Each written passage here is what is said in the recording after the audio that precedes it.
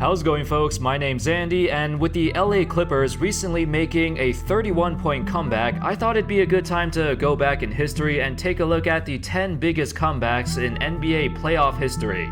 Only playoff comebacks though, so I'm not going to include regular season comebacks. Alright, without further ado, let's get started. Number 10, 2011 Blazers vs Mavs Game 4. The Blazers' 23-point comeback. Most of you might remember this game as the famous Brandon Roy comeback game. Throughout the entire 2010-11 season, Roy was struggling with injuries and averaged career lows across the board, as he was having the worst season of his career. Everyone thought he was done. However, in the 2011 playoffs, the first round, the Blazers saw a glimmer of hope. In fear of going down 3-1, Roy went on an absurd streak, scoring 18 points in the fourth quarter. Eventually, the Blazers would come all the way back and win the game 84-82 in a very slow-paced, grinded-out game. As the Blazers would tie the series at 2-2, eventually they would lose the next two games as the Mavs would go on to win the NBA championship.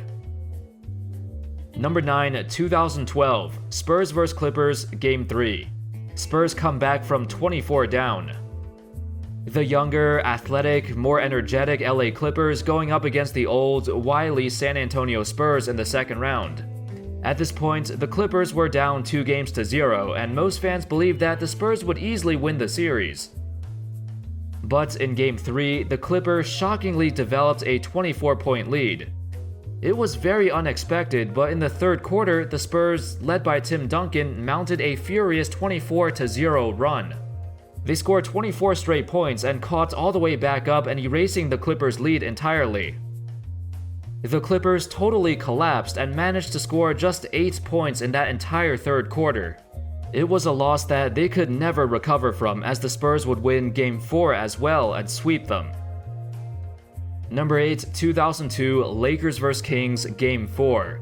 Lakers come back from 24 down. The Western Conference Finals in 2002, well, you know how that turned out. A lot of bad calls, some referees who might have been fixing the games, it was a crapshoot. However, the level of basketball that both teams played was still amazing. Even with the ridiculous calls, the Kings had multiple chances to break away and win the series. Game 4 was one of those chances where they blew it. They had a stretch where they committed 3 straight turnovers just trying to inbound the ball. That's pretty crazy. Then at the end, Robert Horry would hit the game-winning three-pointer. A lot of people point to Game 6 as the game where the refs were heavily favoring the Lakers, hoping to force a Game 7. However, Game 4 was incredibly important. Had the Kings won and not blown the lead, they would have been up 3-1, and it's very hard to see the Lakers coming back from that. Number 7, 2008 Celtics vs Lakers Game 4. The Celtics' remarkable 24-point comeback. The 08 Finals was a historic moment, with the Lakers and Celtics revitalizing their rivalry, equipped with 2 star-studded rosters. While this series was known for the Celtics' dominance and closing them out with a 40-point victory in Game 6, people always forget about Game 4, the game where the Lakers built up a 24-point lead in the first half. In fact, they even had a 21-point lead after just the first quarter.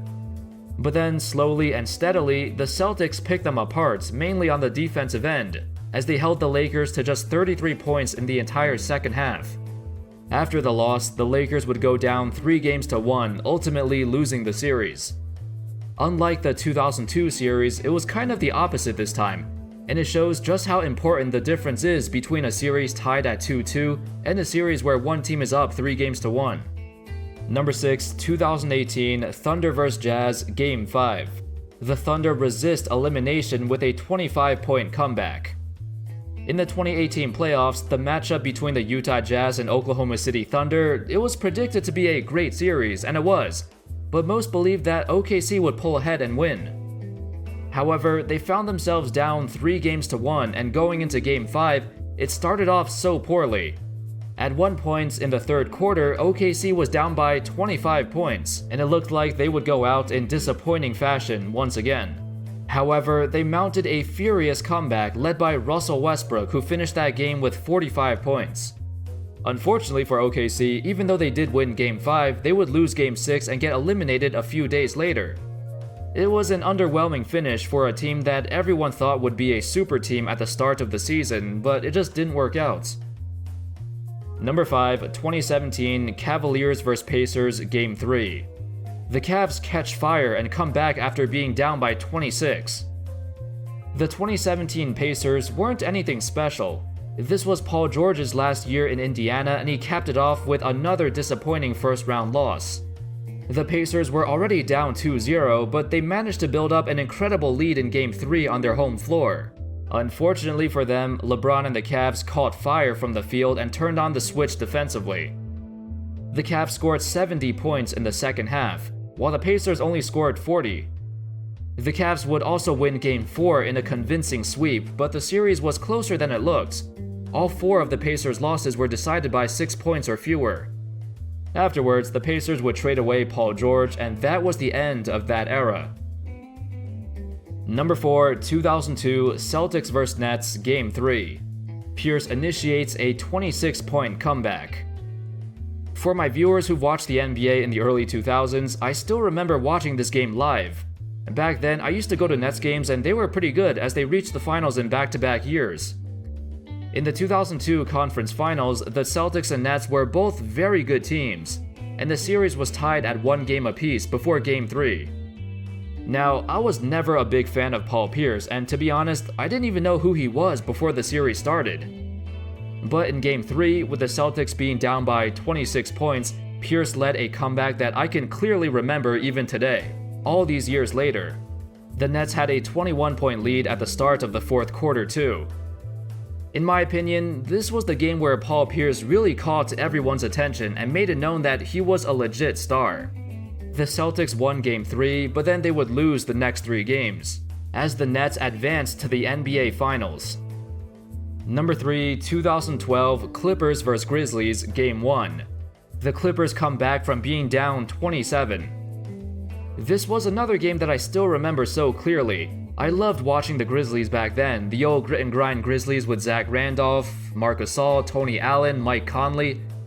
This team style of play might have not been exciting to watch, but it was so different than what the rest of the NBA was doing.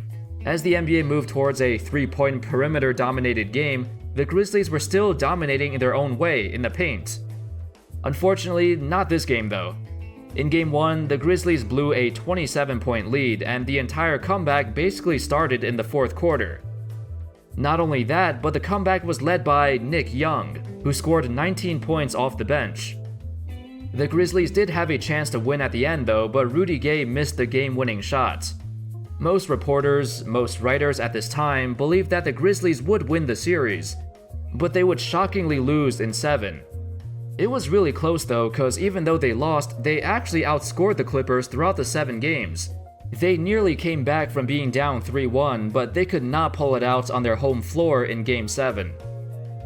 Number 2, 1989 Lakers vs Sonics Game 4. The Lakers' 29-point comeback to sweep the Sonics. Out of the top 10 biggest comebacks in playoff history, this is the only game that happened before the 2000s. All the way back in 1989, the Lakers were looking to sweep the Sonics, but they found themselves down by 20 after the first quarter. The Sonics built the lead up to 29 before the Lakers made their comeback.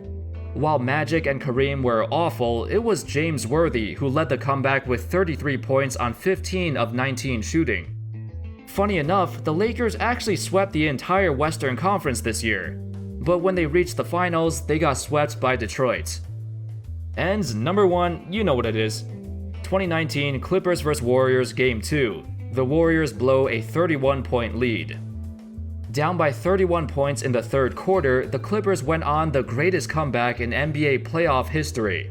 Led by Lou Williams, the Clippers fought back, as he led all players in scoring with 36 points.